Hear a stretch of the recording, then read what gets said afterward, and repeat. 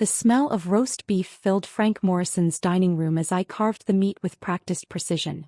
My hands, stained with wood finish from yesterday's project, moved steadily despite my father-in-law's disapproving glances. Sunday dinners at the Morrison house had become a monthly ritual since marrying his daughter Lisa 3 years ago, and each gathering followed the same pattern of thinly veiled criticism disguised as family conversation. "Still playing with wood scraps, I see," Frank said, gesturing toward my hands with his wine glass. His voice carried the familiar tone of condescension I'd grown accustomed to. "When are you going to get serious about a real career?" I set down the carving knife and passed the platter to Lisa, who shot me an apologetic look. She'd warned me on the drive over that her father was in one of his moods, fresh from closing another commercial construction deal. "The furniture business is going well," I replied evenly, serving myself a modest portion. "We just finished a dining set for the Hendersons.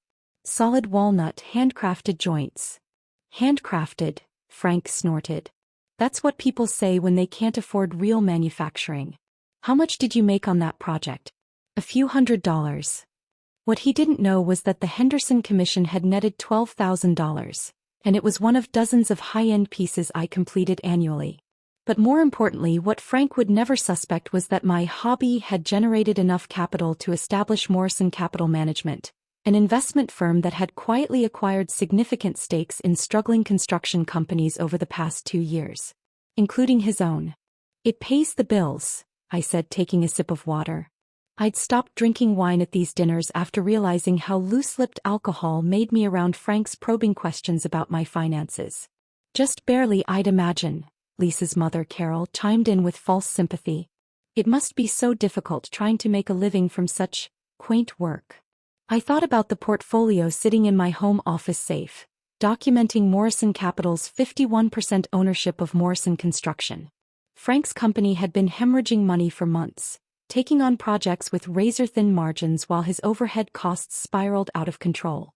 The anonymous investor who'd bailed him out of near bankruptcy 6 months ago sat across from him, quietly eating pot roast.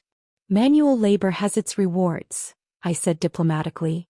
"There's satisfaction in creating something beautiful that will last generations." Frank laughed, the sound harsh and dismissive. "Manual labor. That's exactly what it is. Real men build empires, not birdhouses." He leaned back in his chair, his stomach straining against his polo shirt. "Morrison Construction employs 47 people. We're building the new medical center downtown, the shopping complex on Oak Street. That's real business, real impact on the community." I nodded politely, remembering the financial reports my accountant had prepared. The medical center project was hemorrhaging money due to Frank's poor planning and unrealistic bids. The shopping complex had been delayed twice because of supply chain issues he'd failed to anticipate. Morrison Construction was staying afloat solely because of the capital injection from my investment firm. "That's impressive," I said. "The medical center will be a great addition to downtown." "Damn right it will be. And profitable too once we finish ahead of schedule." Frank's chest puffed with pride. "I've got 3 more commercial projects lined up for next year. Morrison Construction is becoming a regional powerhouse." Lisa squeezed my hand under the table, a small gesture of support that didn't go unnoticed by her father. "You're very supportive of your husband's little hobby, honey," Frank said to Lisa, his tone patronizing. "But at some point he needs to think about providing properly for a family. What happens when you have children? Can't raise kids on the income from making coffee tables." "Dad," Lisa said quietly, "Michael's work is important to him. And we're doing fine financially." "Fine isn't good enough," Frank declared. "I didn't build Morrison Construction so my daughter could struggle while her husband plays in his garage workshop." I set down my fork carefully, feeling the familiar surge of anger that came with these conversations. Frank had built Morrison Construction, certainly, but he'd nearly destroyed it through poor financial management and ego-driven decision-making. The construction industry was littered with family businesses that had collapsed under similar leadership. "Actually," I said, choosing my words carefully, "I've been diversifying into other investments lately. The furniture business generated enough capital to explore some opportunities." Frank's eyes sharpened with interest.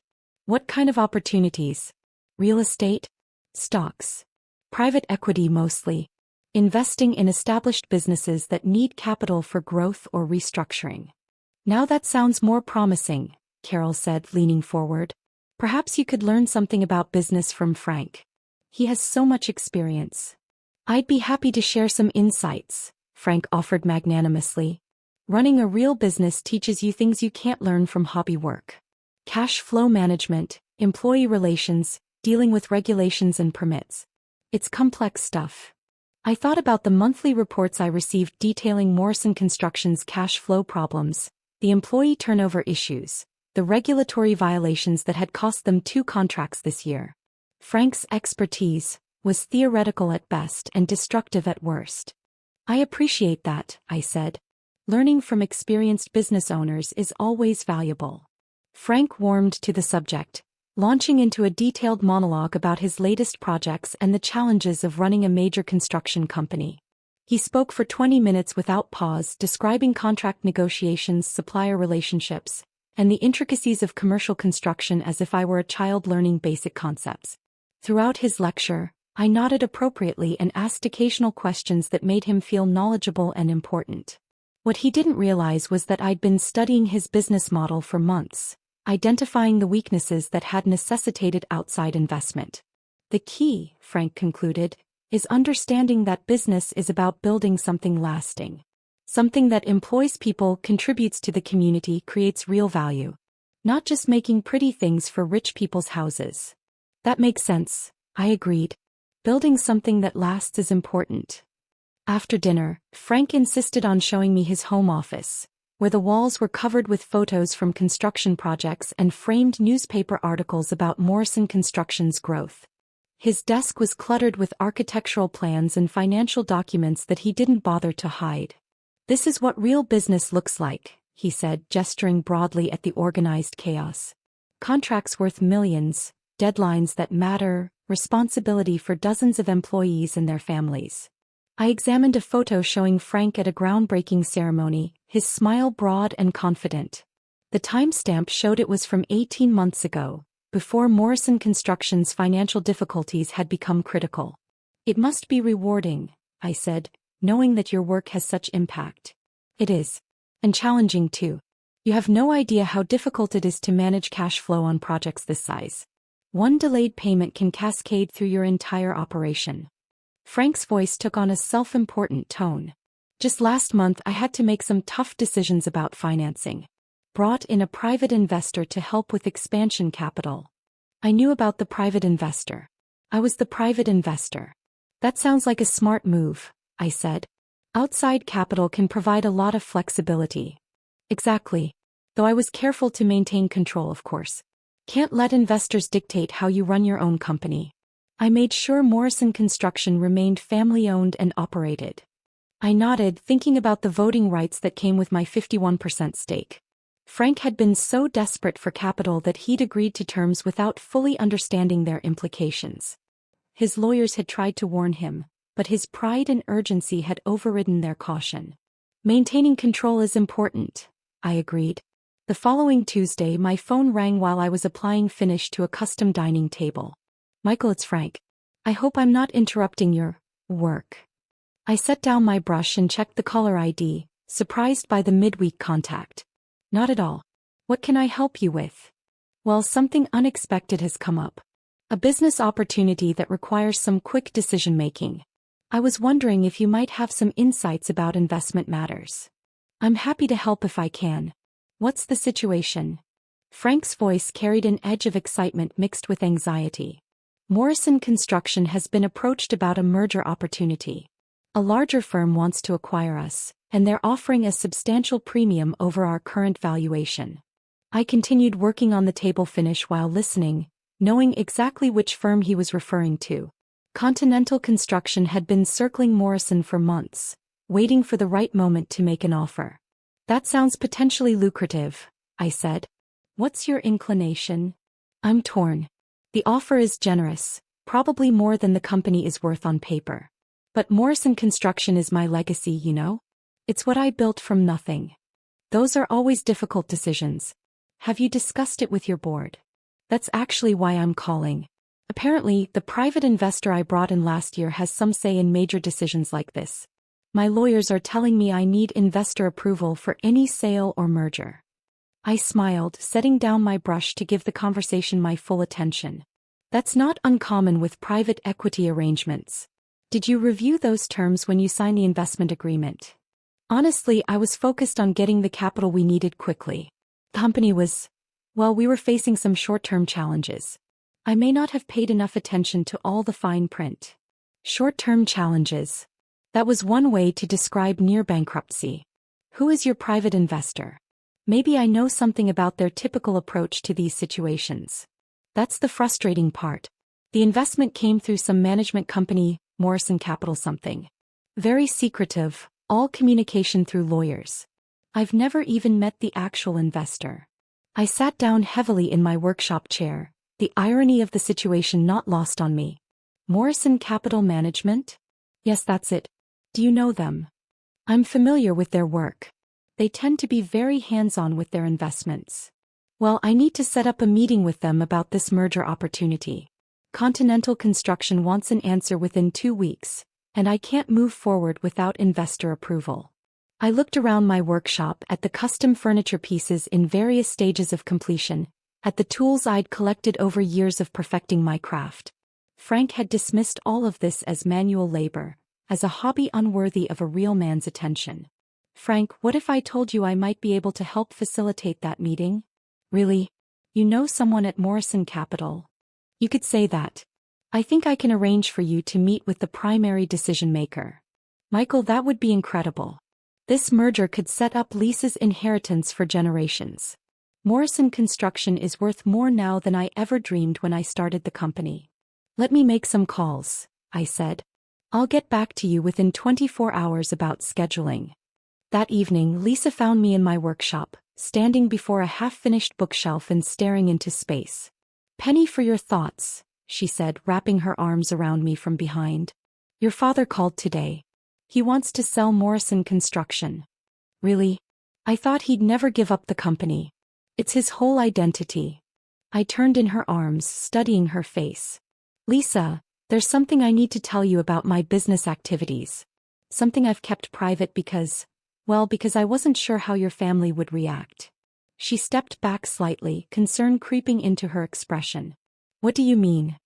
The furniture business is successful, but it's not my only source of income. I've been running an investment firm for the past 2 years. Morrison Capital Management. Morrison Capital? But that's the private investor your father brought in to save his company. Yes.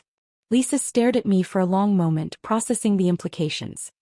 You own part of Dad's business. 51%. I've been the majority owner for 6 months. She sank into my workshop chair, her face cycling through surprise, confusion, and something that might have been pride. All those Sunday dinners listening to him lecture you about real business, while he was unknowingly explaining his company's problems to the person who'd bailed him out of bankruptcy. Michael, this is huge. Why didn't you tell me? I sat on my workbench facing her. Because I wanted to protect you from being caught in the middle. Your father's pride, my resentment about his constant criticism. It seemed better to keep business separate from family. But now he wants to sell? Continental Construction made an offer he can't refuse. But he needs my approval as majority shareholder. Lisa was quiet for several minutes, thinking through the situation. Finally, she looked up at me with a slight smile. So the son-in-law he treats like a failed craftsman actually controls his company's future? That's one way to put it. What are you going to do? I looked around my workshop again at the evidence of my supposed lack of ambition. I'm going to give him exactly what he's been asking for. A lesson in real business. The meeting took place in my lawyer's conference room, chosen specifically for its neutral, professional atmosphere. Frank arrived 15 minutes early, wearing his best suit and carrying a leather portfolio that probably cost more than my monthly tool budget. I entered the room 10 minutes late, dressed in khakis and a button-down shirt, carrying a simple folder.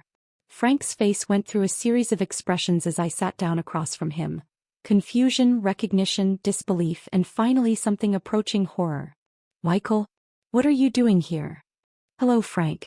I understand you wanted to meet with Morrison Capital Management about the Continental construction offer. The silence stretched for nearly a minute as Frank processed the situation. His face went pale, then flushed red, then settled into a sickly gray. You're Morrison Capital? Majority owner and managing partner, yes. But you make furniture. You work with your hands. You're manual labor? I suggested helpfully. Yes, that's what you've been telling me for 3 years. Frank slumped in his chair, the reality of his situation finally sinking in. How long? I've owned 51% of Morrison Construction for 6 months. Before that, I provided emergency financing to prevent bankruptcy. The emergency financing that saved my company came from you? From Morrison Capital, yes. Your company was 3 weeks away from insolvency when I stepped in. Frank's hands shook slightly as he opened his portfolio, revealing financial documents he'd clearly studied in preparation for this meeting. I don't understand. How does someone who makes coffee tables have the capital to buy construction companies? The same way someone builds a regional construction empire and nearly loses it through poor financial management, I replied evenly. One decision at a time. I opened my folder and slid a document across the table.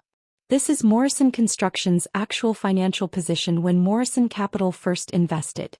Revenue declining, overhead increasing, 3 major contracts lost due to cost overruns. Frank studied the numbers, his face growing paler. I was going through a difficult period.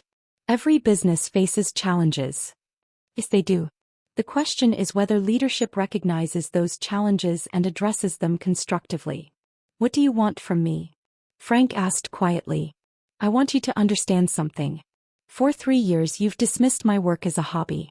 You've suggested I'm not providing adequately for your daughter.